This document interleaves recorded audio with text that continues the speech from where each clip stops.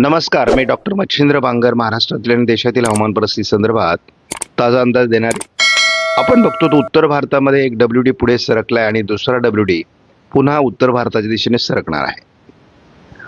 बंगालच्या उपसागरात तयार झालेलं कमी दाबाचं क्षेत्र हे देखील अंदमान निकोबार बेटांच्या मार्गे म्यानमारकडे सरकतंय, म्हणजे विरुद्ध दिशेने जात आहे.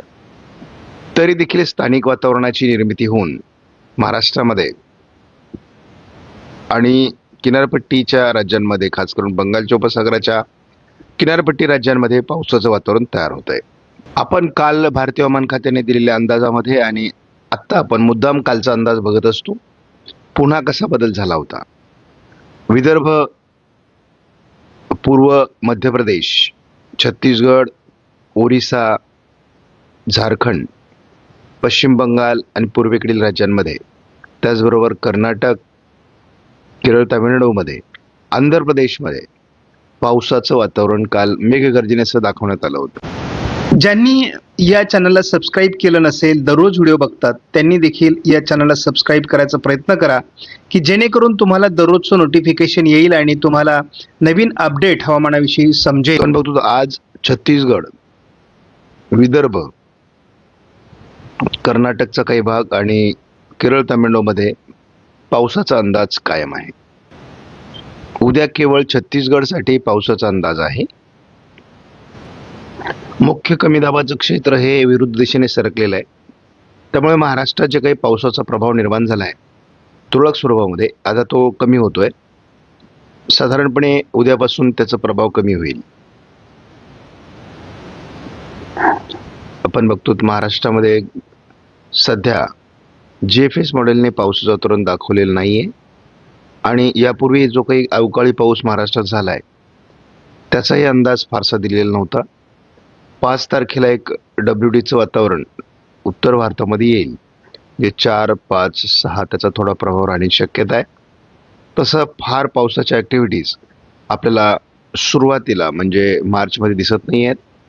आता उष्णतामान वाढू लागलं आहे. 25 तारखेला आपण पोहोचलो आहोत.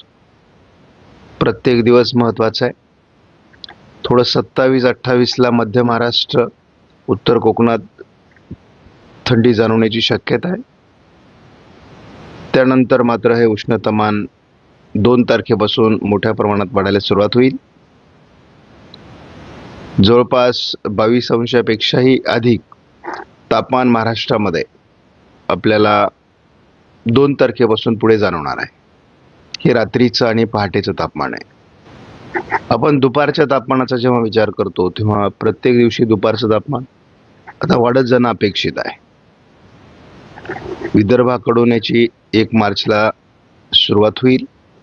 मग मराठवाडा, मध्य महाराष्ट्र, उत्तर महाराष्ट्र, पश्चिम महाराष्ट्र, कोकण असं हे तापमान वाढत जाणार आहे. 3 तारखेपासून त्याची तीव्रता अधिक वाढेल. प्रत्येक दिवशी हे तापमान संपूर्ण भारत व्यापणार आहे.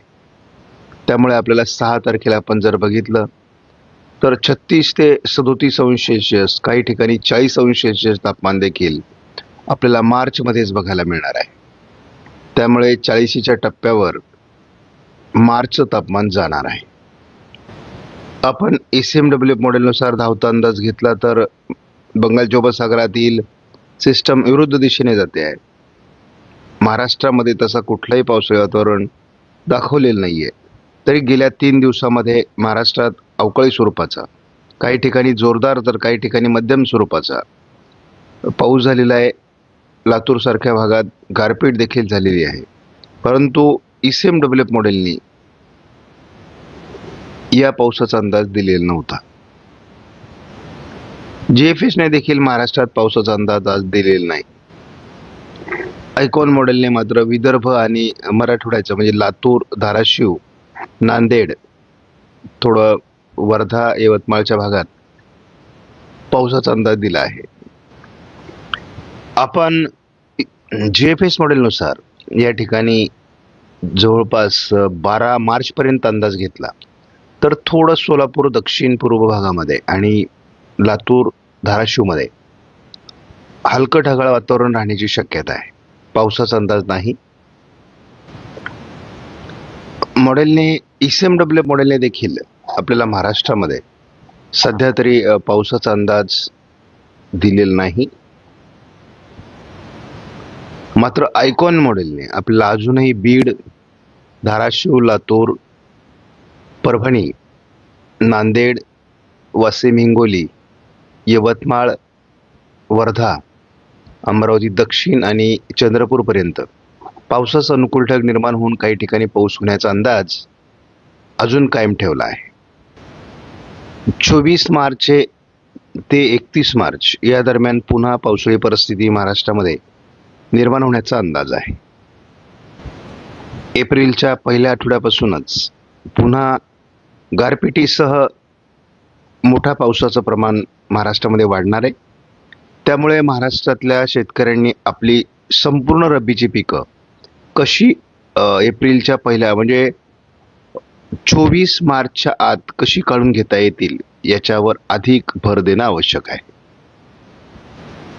मार्चच्या तुलनेत एप्रिलमध्ये महाराष्ट्रात पावसाचा जोर राहण्याचा अंदाज आहे CFS मॉडेलचा. मे मध्ये दोन्ही समुद्रात दक्षिणेला वादळी परिस्थिती निर्माण होणार आहे. या वादळांचा प्रभाव देखील महाराष्ट्रात जाणवण्याची शक्यता आहे. SIPSने एप्रिलमध्ये मराठवाडा विदर्भात जोरदार पावसाचा अंदाज दिलेला आहे. मे मध्ये देखील जोरदार पावसाचा अंदाज भारतभर SIPSने दिलेला आहे. अंदमानात आपण एक चक्राकार स्थिती बघतो जी विरुद्ध दिशेने सरकते. ती भारताच्या दिशेने येण्याची कुठलीही शक्यता नाही, परंतु महाराष्ट्रामध्ये स्थानिक वातावरण तयार होतंय आणि त्यामुळे काही भागात पावसाचं वातावरण तयार झाल्यामुळे शेतकऱ्यांचं मोठं नुकसान झालेलं आहे. अवकाळ रब्बीची पिकं काढणीला आलेली आहेत आणि त्या काळात महाराष्ट्रात पाऊस होत असल्यामुळे महाराष्ट्रामध्ये पिकांचं नुकसान होतंय.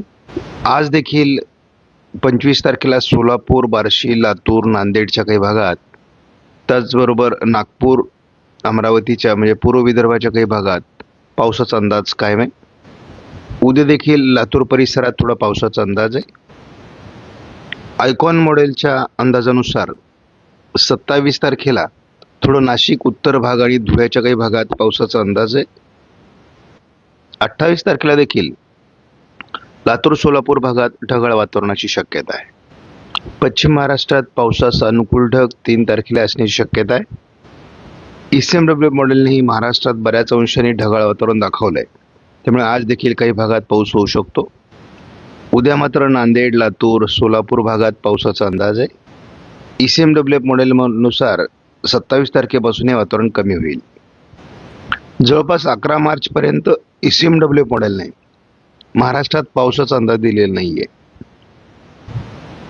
आज GFS मॉडेलने बुलढाणा, जालना, वाशिम, हिंगोली, परभणी, नांदेड, बीड, लातूर, धाराशिव, सोलापूर या भागामध्ये थोडा पावसाचा अंदाज दिलाय. चंद्रपूरपर्यंत. लातूरच्या काही भागात उद्या देखील JFSने पावसाचा अंदाज दिला आहे. त्यानंतर मात्र म्हणजे 27 तारखेपासून हे वातावरण कमी होणार आहे आणि जवळपास ते 11 तारखेपर्यंत आपल्याला कमीच दिसणार आहे.